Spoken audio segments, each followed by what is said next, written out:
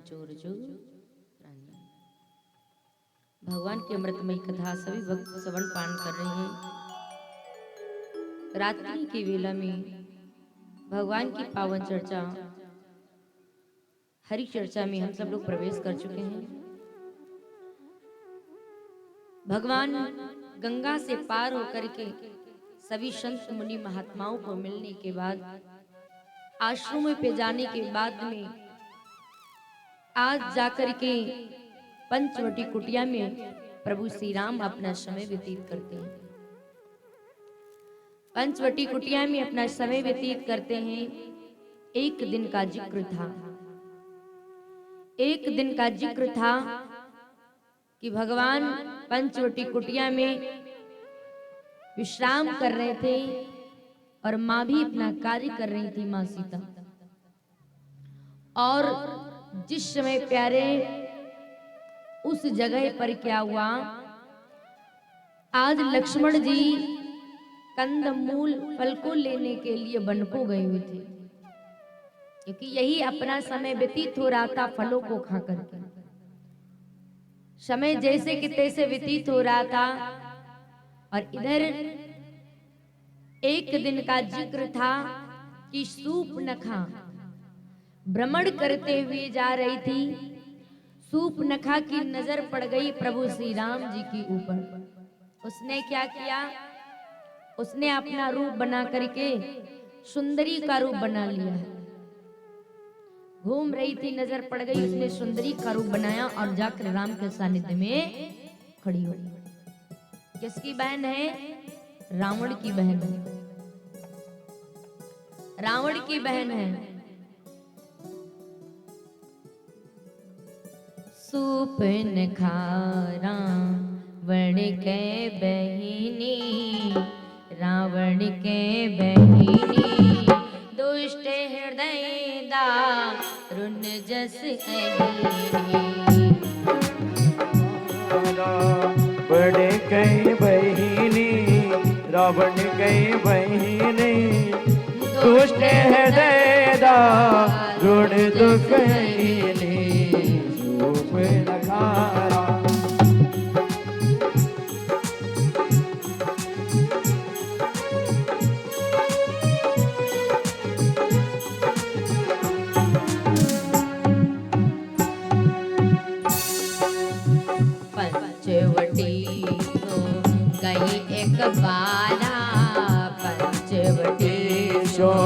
गई एक बारा, देखी विकल भई जुगल कुमारा। पंचवटी सो गई एक बारा, गई एक बारा, देखी विकल भई जुगल कुमारा। पंचवटी सो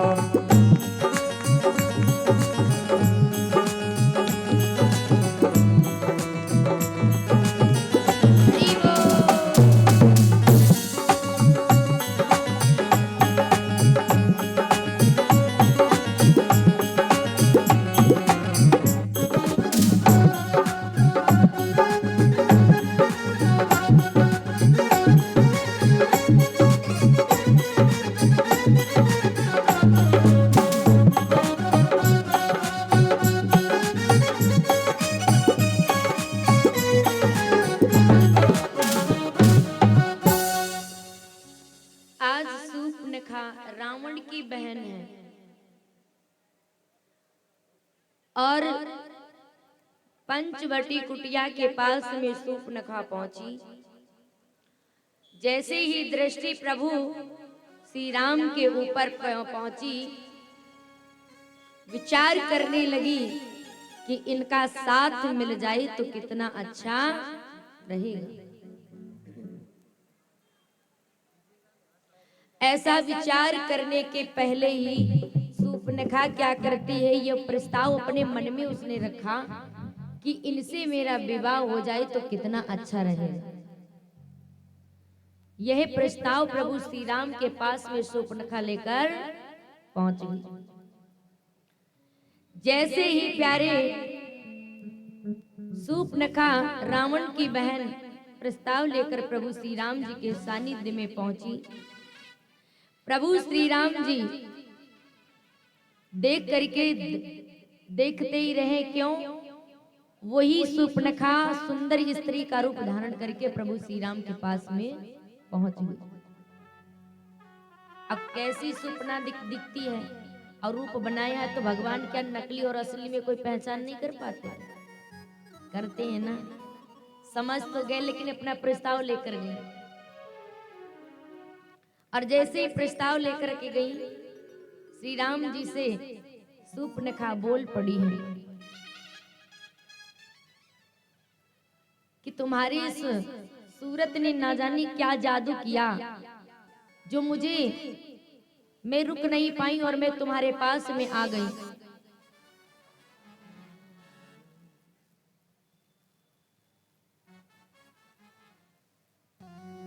हे राम न जाने क्या जादू सावल तुम्हारी सूरत में।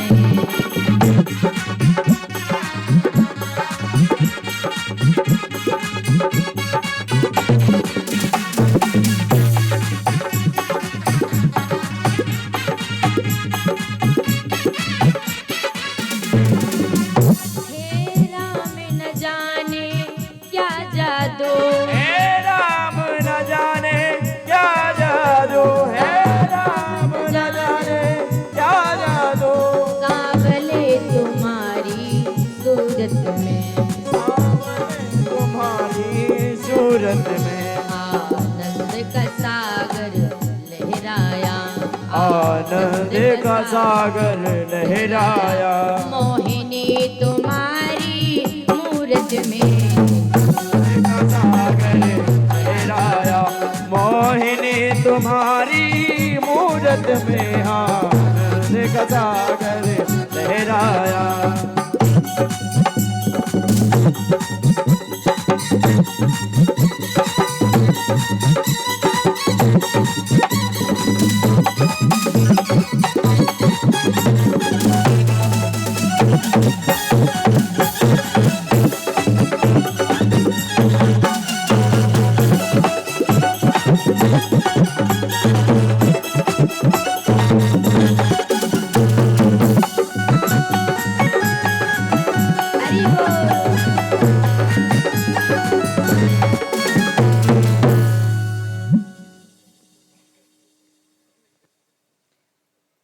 जैसे ही शूर्पणखा ने इतनी बात कही, हे राम जाने क्या जादू सांवले तुम्हारी सूरत में, कि आपकी सूरत को देख करके मैं खिंची चली आई। कहो देवी, क्या कहना चाहती हो आप? कहिए। अपना प्रस्ताव शूर्पणखा ने प्रभु श्री राम जी के पास में रखा, और जिसको तुलसी की माला और हनुमान चालीसा की पुस्तक लेना है, मंच से ले जा सकता है। शूर्पणखा ने जैसे इतनी बात कही कि मैं तुमसे विवाह करना चाहती हूँ, ये प्रस्ताव मैं आपके पास में लेकर के आई हूँ, आप मुझसे विवाह कर लीजिएगा। शूर्पणखा बोल पड़ी है, मुझसे विवाह कर लीजिएगा। प्रभु श्री राम जी ने कहा, अच्छा देवी। शूर्पणखा ने कहा, तुम जैसा कोई पुरुष नहीं है, मौसम सी नारी नहीं है, और अब तक मैं कुंवारी हूं। तुम सम पुरुषन मौसम नारी, अया संयोग विधि रचा विचारे, कि तुम जैसा कोई पुरुष नहीं और मुझसे जैसी नारी नहीं, और मुझसे विवाह कर लीजिएगा। जैसे इतनी बात कही प्यारे प्रभु श्री राम जी से, शूर्पणखा ने ऐसी बात कही। अच्छा, यहाँ तो ठीक है क्योंकि वो राक्षसी है, राक्षसी प्रवृत्ति की है, लेकिन प्यारे आज जिस समय कहा लघु भ्राता, किसी कहा लक्ष्मण कुंवारा है, आप उनके पास चली जाओ। यहाँ तक तो हम मान रहे हैं, प्रभु श्री राम जी ने कहा कि मेरे भैया लक्ष्मण के पास चले जाओ। यहाँ सुपनखा कहती है मैं कुंवारी हूं, क्योंकि वो राक्षसी, वो झूठ बोल सकती, पर राम कैसे झूठ बोल सकते।